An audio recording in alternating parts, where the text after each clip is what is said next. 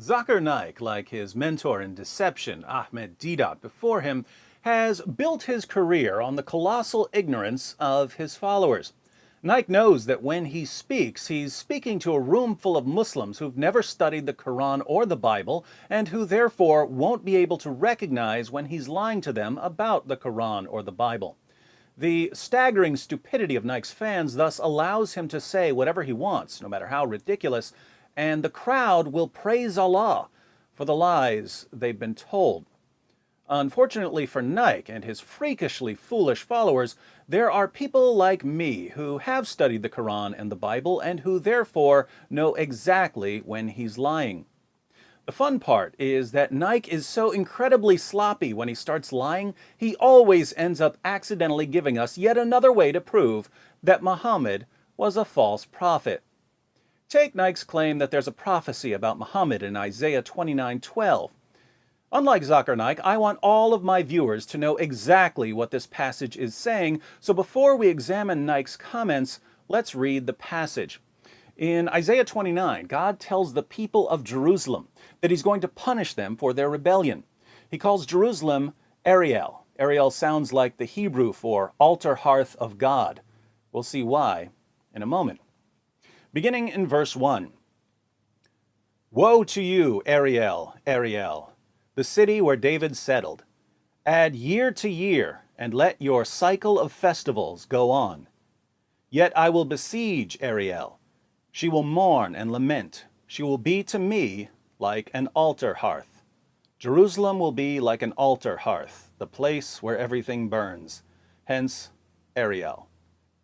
I will encamp against you on all sides. I will encircle you with towers and set up my siege works against you.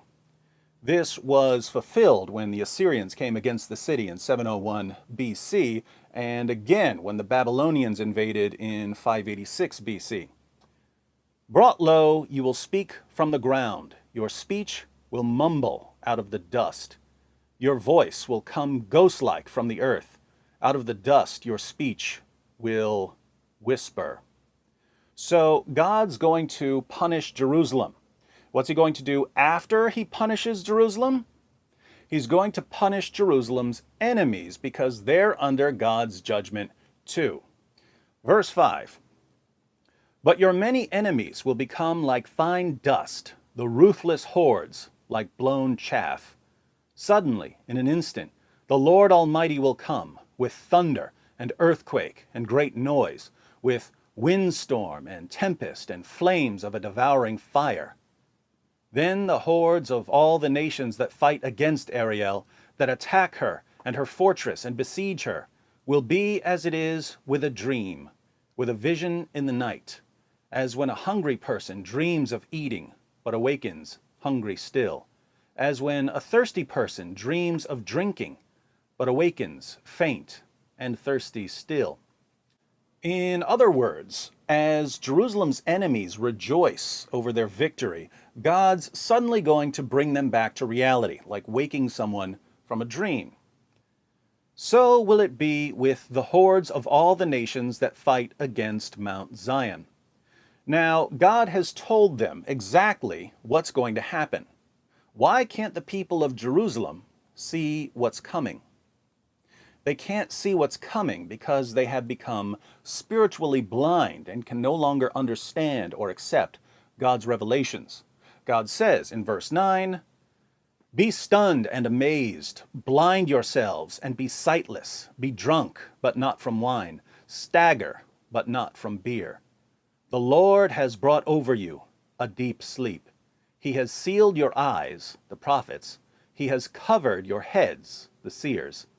For you, i.e., the Jews of Jerusalem, this whole vision, what vision? The vision about Jerusalem being punished. This whole vision is nothing but words sealed in a scroll.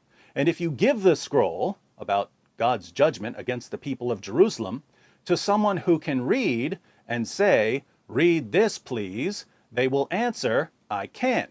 It is sealed. They'll make an excuse for why they won't listen to the warning about God's judgment. Or if you give the scroll to someone who cannot read and say, "Read this, please," they will answer, "I don't know how to read." Once again, they'll make an excuse for rejecting the warning. So this is a pretty straightforward passage. God says that he's going to punish Jerusalem. Then he's going to punish Jerusalem's enemies. Then he explains why the people of Jerusalem can't understand the vision. They've become spiritually blind. And when God tells them what he's going to do, they make excuses for rejecting his warnings. There are two kinds of people, literate and illiterate. If you give the revelation to someone who can read, he'll say, "I can't read it, it's sealed." If you give it to someone who can't read, he'll say, "I can't read." Either way, people reject the message. Pretty clear, right? Not if you're Zakir Naik. If you're Zakir Naik and you read verse 12, where the spiritually blind people of Jerusalem make excuses for why they reject God's revelations, you somehow conclude that this passage is about Muhammad.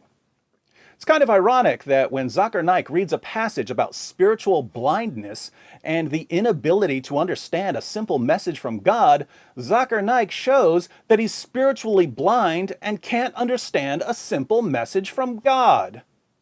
It's mentioned in the book of Isaiah, chapter number 29, verse number 12, that the book shall be given to the prophet, and it will be said, "Read, I pray thee," and he will say, "I am not learned."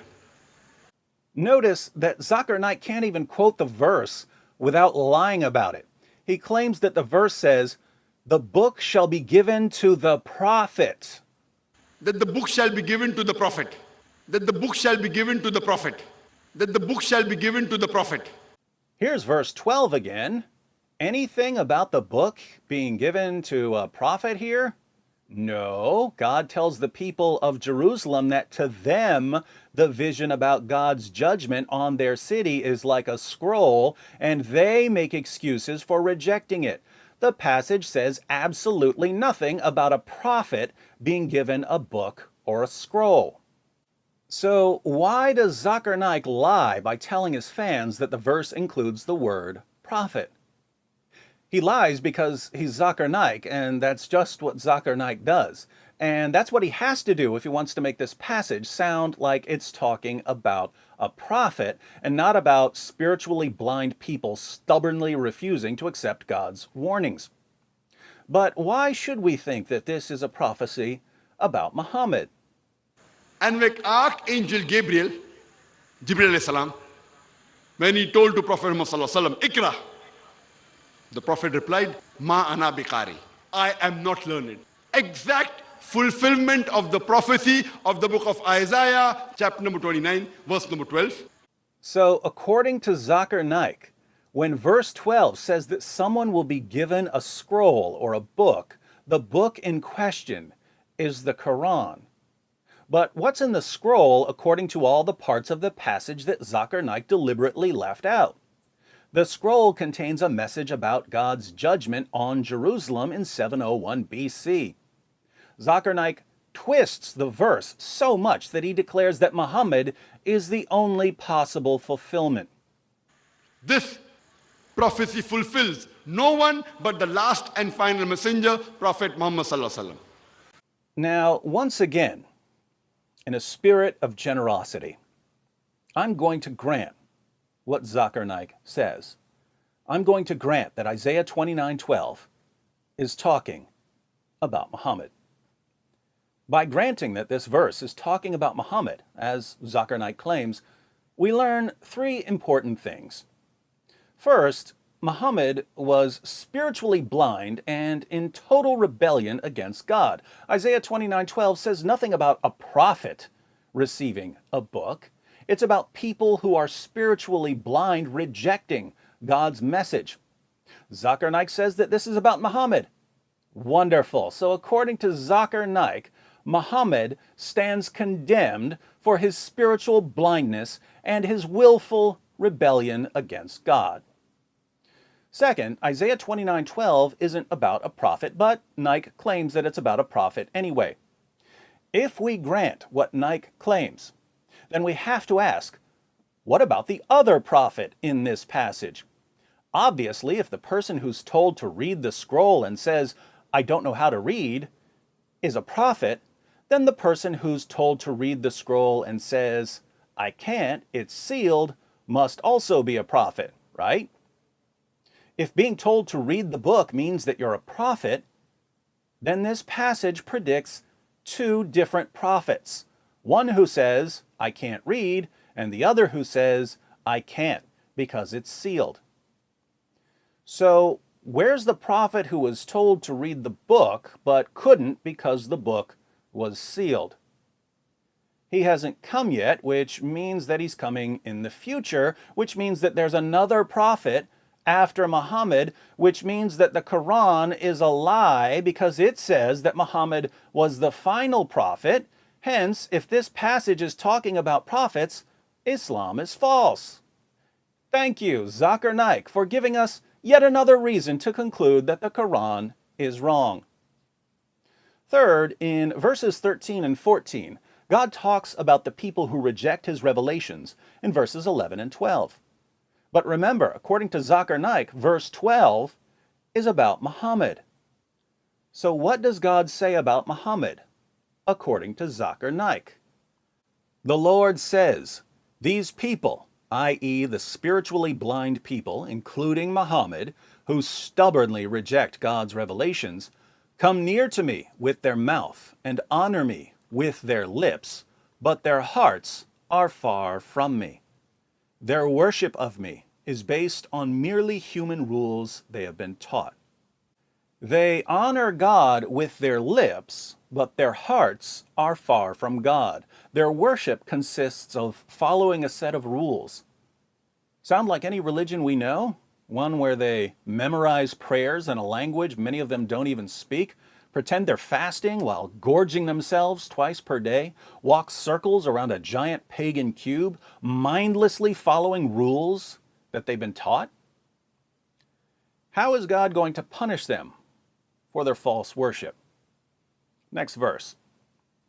"Therefore, once more I will astound these people with wonder upon wonder. The wisdom of the wise will perish. The intelligence of the intelligent will vanish." Their punishment is that the wisdom of the wise will perish and the intelligence of the intelligent will vanish. In other words, they'll become complete morons. Now think about this, because this is just too perfect. In Isaiah 29:12, spiritually blind people use their illiteracy as an excuse for rebelling against God's warnings. Zakir Naik not only claims that this is about Muhammad, he claims that Muhammad is the only one who fulfills this prophecy. This prophecy fulfills no one but the last and final messenger, Prophet Muhammad sallallahu alaihi wasallam. God goes on to condemn the spiritually blind, illiterate rebels for worshiping God by mindlessly following a set of rules, which is precisely what Muhammad did and what he taught his followers to do. God's punishment is to remove their wisdom and intelligence, turning them into complete idiots.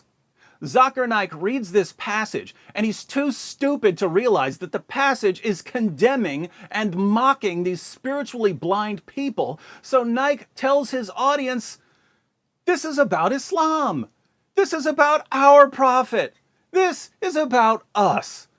And Naik's fans are so shockingly ignorant that they shout Allahu Akbar when he tells them that a passage about spiritual blindness, rebellion, and false worship is all about Islam. And the saddest part is that when I tell Muslims what the passage actually says, and that Zakir Naik is making Muslims look like complete fools, they don't get mad at Naik. They get mad at me, forcing me to conclude that they're not really interested in truth or reality. My Muslim friends, there are only two possibilities here. Either Isaiah chapter 29 verse 12 is a prophecy about Muhammad In which case, it's not saying that he's a prophet, it's saying that he was in rebellion against God and that God judged him by giving him a lobotomy.